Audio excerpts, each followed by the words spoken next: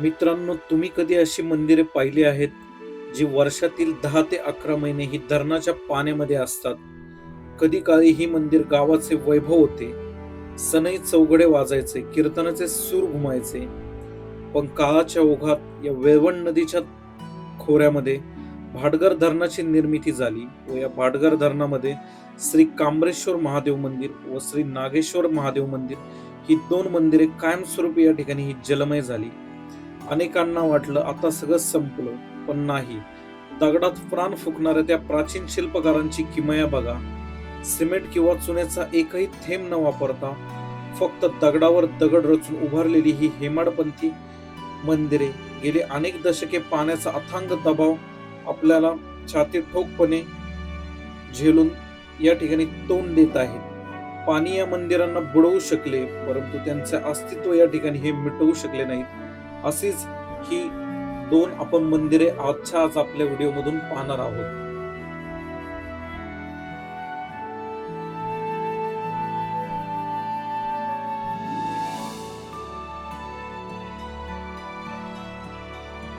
नमस्कार मित्रांनो, जय जिजाऊ, जय शिवराय, जय शंभूराजे. युवा ट्रेकर या आपल्या मराठी युट्यूब चॅनल मध्ये आपले स्वागत आहे. तर मित्रांनो, आज आपण श्री कांबरेश्वर महादेव मंदिर हे पाहणार आहोत. या मंदिराचे पुण्यापासूनचे अंतर साधारण 51 ते 55 किलोमीटर इतके आहे. भोर शहरापासून सुमारे 32 किलोमीटर इतक्या अंतरावर कांबरे बुद्रुक या गावातील धरणाच्या पात्रात श्री कांबरेश्वर महादेव मंदिर हे 10 महिने हे पूर्ण पाण्याखाली असते.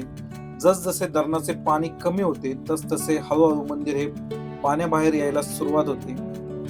सद्यस्थितीला हे मंदिर पाण्याच्या बाहेर आलेले आहे. तर आपण या मंदिराला या ठिकाणी ही भेट देणार आहोत.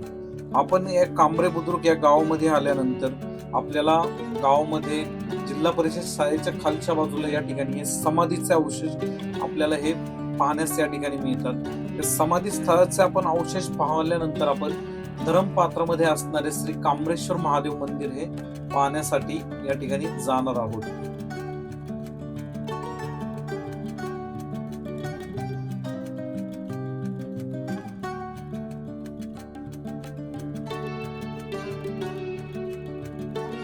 भोर तालुका म्हणजे शिवकाळाच्या इतिहासाला दिशा देणारा, ऐतिहासिक व निसर्ग संपन्न असा भूमी असलेला हा तालुका आहे. छत्रपती शिवाजी महाराजांच्या काळातील 12 मावळांपैकी वेळवण खोऱ्याचा हा महत्वाचा भाग या ठिकाणी आहे. या वेळवण नदीच्या खोऱ्यावरती 1927 साली ब्रिटिश सरकारने या ठिकाणी ही भाटघर धरणाची निर्मिती केली. सध्या या धरणाला येसाजी कंक जलाशय असे नाव या ठिकाणी ते देण्यात आलेले आहे. या भाटघर धरणाची निर्मिती होऊन साधारण 100 वर्ष पूर्ण झालेले आहेत. परंतु हे 100 वर्ष पाण्याखाली असूनही मंदिर तसेच ऊन, वारा, पाऊस, भूकंप सहन करूनही आजही आपल्याला हजारो वर्षापूर्वीचे अस्तित्व टिकून आपल्याला ही मंदिरे पाहण्यास मिळतात.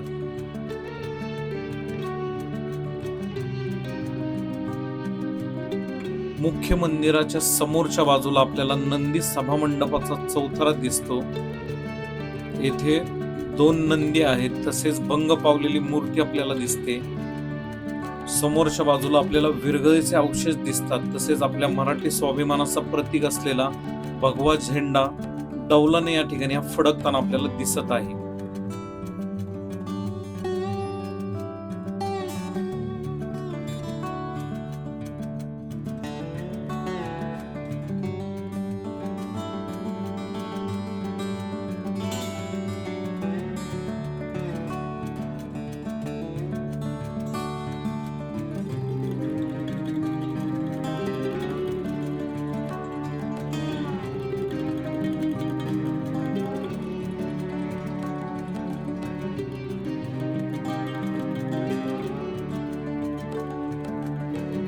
वेळवंडी नदीमधील हे प्राचीन हेमाडपंथी पांडवकालीन शिव मंदिर आहे.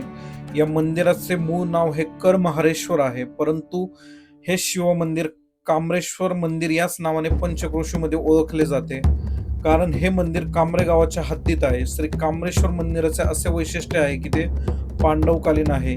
हे मंदिर पांडवांनी एका रात्रीत बांधलेल्या मंदिरांपैकी एक मंदिर आहे, अशी आख्यायिका आपल्याला स्थानिक ग्रामस्थ मंदिराविषयी सांगताना दिसतात. दरवर्षी पडणाऱ्या मुसळधार पावसामुळे धरणात पाण्याबरोबर जास्त प्रमाणात गाळ वाहून येत असतो आणि या काळामुळे हे मंदिर दरवर्षी जमिनीत थोडे थोडे गाडले जात आहे. दरवर्षी गावातील तरुण आणि ग्रामस्थ मंदिराची स्वच्छता करून साचलेला गाळ हा बाहेर काढतात व त्यानंतर हे मंदिर सर्व भाविकांसाठी खुले होते.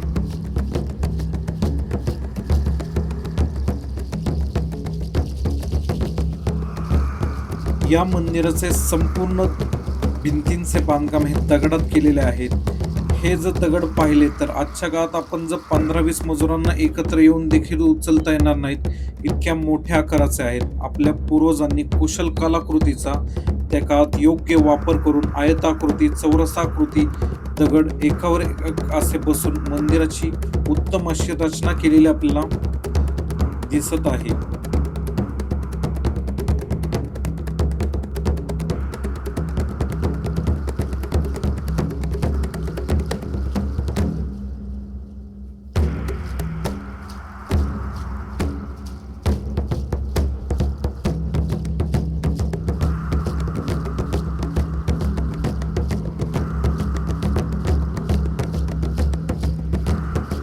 या मंदिरांची निर्मिती ही 12व्या ते 13व्या शतकातील आहे.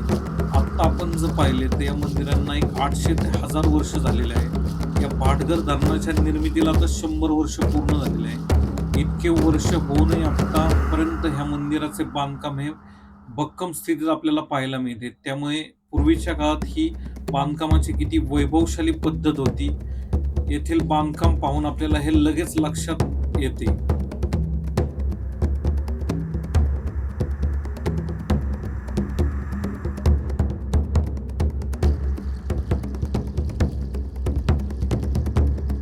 मुख्य मंदिरामध्ये आपण दर्शनाला जात असताना मंदिराच्या आतमध्ये प्रवेशद्वाराच्या खालच्या बाजूला आपल्याला कीर्तिमुख दिसते. तसेच प्रवेशद्वाराच्या वरच्या बाजूला गणेश पट्टी आपल्याला दिसते.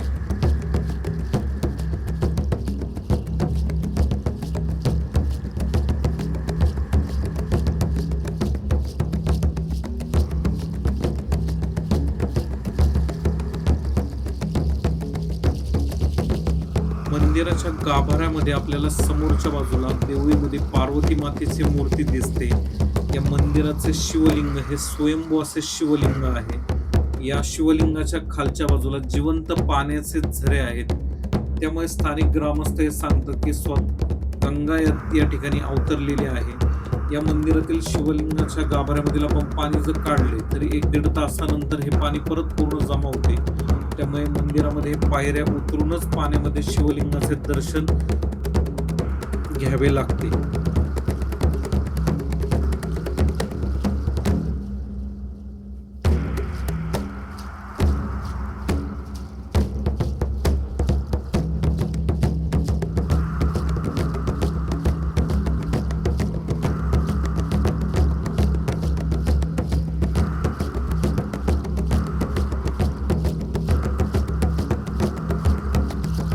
मंदिराच्या बांधकामाचे आपण जर बाहेरूनच पाहिले तर पूर्वीच्या काळात मंदिराच्या भोवती घाट असावा.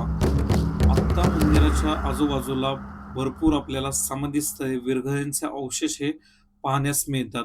धरणात वाहून आलेल्या गाळामुळे हे अवशेष हे जमिनीमध्ये गाडले गेलेले दिसत आहेत.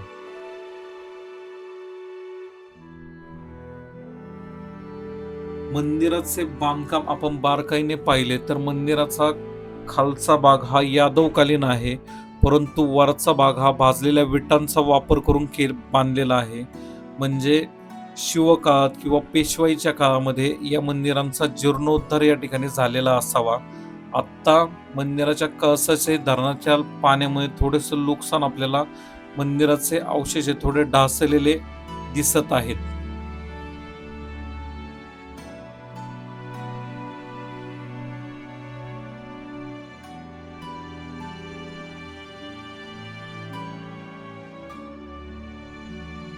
श्री काम्रेश्वराचे आपण दर्शन घेतल्यानंतर आपण समोरच्या बाजूला मध्ये या वेवण नदीच्या खोऱ्यामध्ये असलेले श्री नागेश्वर महादेव मंदिर हे पाहण्यासाठी या ठिकाणी जाणार आहोत. या काम्रेश्वर महादेव मंदिरापासून नागेश्वर महादेव मंदिराचे अंतर साधारण 1 ते 1.5 किलोमीटर या ठिकाणी हे आहे.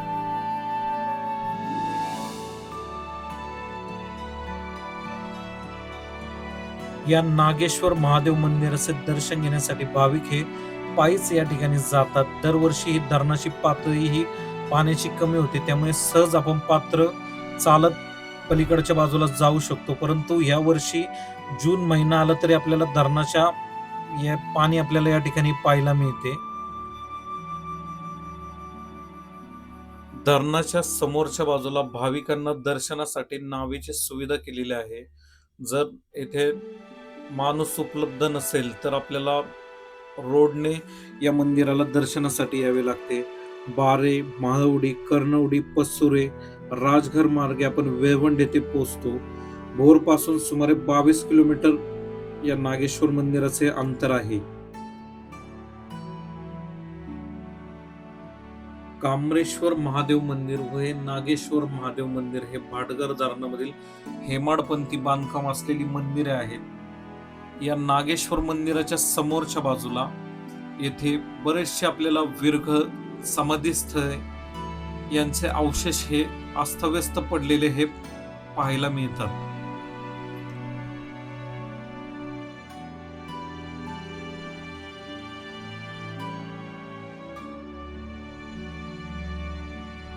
या मंदिरासभोवतालचा निसर्ग हा अत्यंत सुंदर असा निसर्ग आहे. या मंदिर परिसरामध्ये खूप शांतता असते. स्थानिक ग्रामस्थ सोडले तर या मंदिराला फारसे कोणी भेट देत नाही. या मंदिराचे संशोधन झाले पाहिजे. या मंदिराच्या भोवती आजूबाजूच्या वास्तूंचे अवशेष पाहून खूप मोठा ऐतिहासिक वारसा आहे, परंतु हे मंदिर सद्यस्थितीला दुर्लक्षित पडलेले आहे. या मंदिराचे जतन केले नाही तर हे नामशेष होऊन जाईल. आपण आपल्या पुढच्या पिढीला हा ऐतिहासिक वारसा दाखवू शकणार नाही.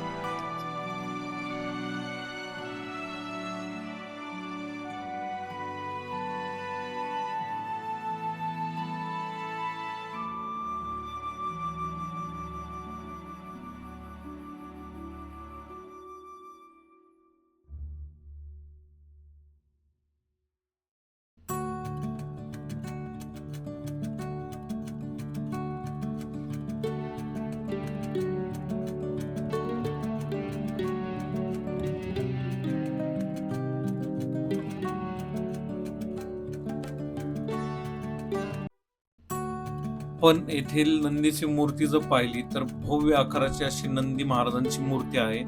त्याच्यावरती सुंदर असे कोरीव काम केलेले हे दिसत आहे. नंदी महाराजांच्या समोरच्या बाजूला भग्न अवस्थेत पडलेले आपल्याला शिवलिंग दिसत आहे.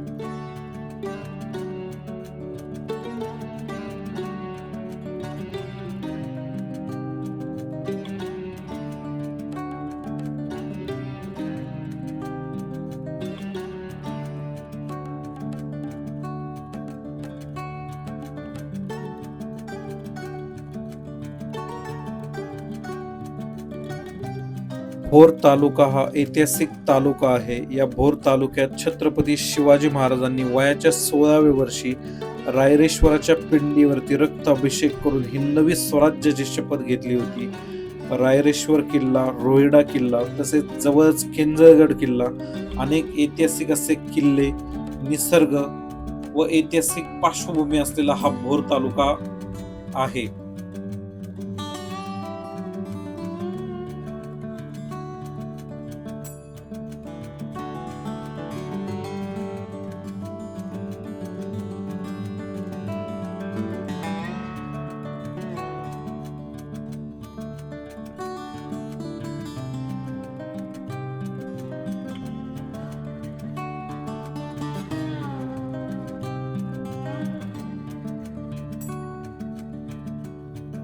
वेळवंड येथील हे नागेश्वर मंदिर हे केवळ धार्मिकच नव्हे तर ऐतिहासिक आणि सांस्कृतिक दृष्ट्या महत्वाचे स्थान आहे.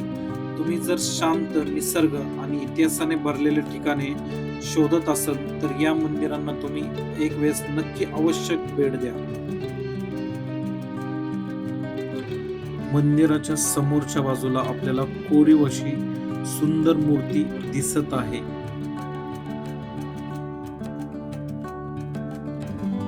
मंदिराच्या परिसरामध्ये बऱ्याचशा मूर्त्यांचे आपल्याला मोडकळलेले अवशेष तसेच मंदिराचे बरेचसे तुटलेले अवशेष हे दिसत आहेत.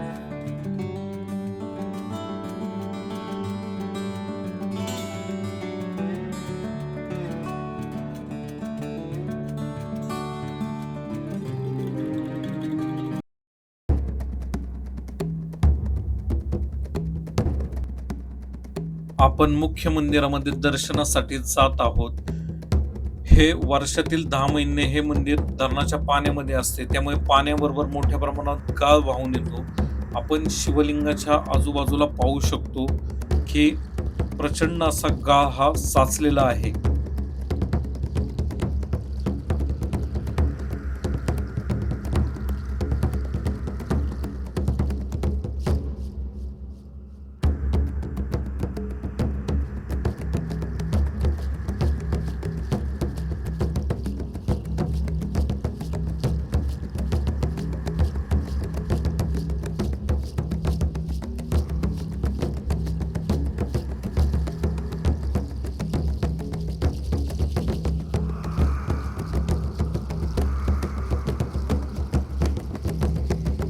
मंदिराच्या आपण जर भिंती जर या ठिकाणी पाहिल्या तर भिंतीच्या बांधकामामध्ये बरेचसे विरघ लावलेले आपल्याला दिसत आहे. म्हणजे कालांतराने नंतरच्या काळामध्ये मंदिराचे जीर्णोद्धार या ठिकाणी हा झालेला असावा.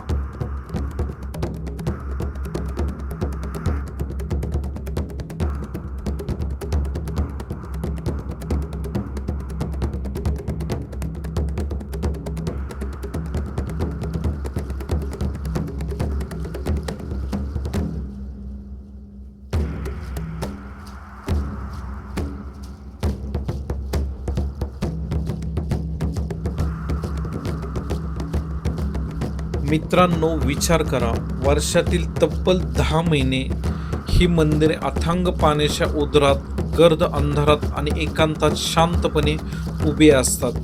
तिथे कोणतीही पूजा अर्चना होत नाही, कोणी भक्त येत नाहीत, फक्त जलप्रवाहांचा अभिषेक सुरू असतो आणि अचानक निसर्गाच्या चक्रानुसार वर्षातून फक्त 2 महिन्यासाठी ही मंदिरे पाण्याच्या बाहेर येतात. जणू महादेवाने आपल्या भक्तांना दर्शन देण्यासाठी स्वतः जलसमाधीतून बाहेर यावं. हे नुसतं पाषाणाचं मंदिर नाही, तर ही पांडवांच्या काळापासून भक्ती, इतिहास आणि निसर्गाचा एक अलौकिक चमत्कार आहे. फक्त 2 महिने भक्तांची पावले इथे पडतात, घंटानाद होतो, हर हर महादेवचा गजर होतो आणि पुन्हा एकदा काळाच्या ओघात ही दोन्ही मंदिरे पुढच्या 10 महिन्यासाठी या संत पाण्यात विलीन होऊन जातात. निसर्गाचा हा खेळ व महादेवांची लीला आपल्याला एकच गोष्ट शिकवते: वेळ नेहमी सारखी नसते. जेव्हा संधी मिळते तेव्हा या पवित्र वास्तूंच्या चरणी नतमस्तक व्हा, कारण पुढच्या काही दिवसात ही दोन्ही मंदिरे पुन्हा जलमय होणार आहेत आणि मागे उरणार आहे तो फक्त शांत पाण्याचा प्रवाह व आपली आस लागलेली नजर. तुम्हाला हा प्रवास, हा इतिहास आणि ही भावनिक अनुभूती कशी वाटली हे आम्हाला कमेंट करून नक्की सांगा. जर महादेवांचे हे रूप मनापासून आवडले असेल तर कमेंटमध्ये हर हर महादेव लिहायला विसरू नका. व्हिडिओला लाईक करा, तुमच्या मित्रपरिवारासोबत शेअर करा आणि आपल्या संस्कृतीचा हा अनमोल ठेवा सर्वांपर्यंत पोहोचवण्यासाठी चॅनलला नक्की सबस्क्राईब करा. चला तर मग भेटूया अशाच एक ऐतिहासिक आणि रहस्यमय प्रवासात. तोपर्यंत जय भोलेनाथ, हर हर महादेव, जय शिवराय, जय शंभूराजे.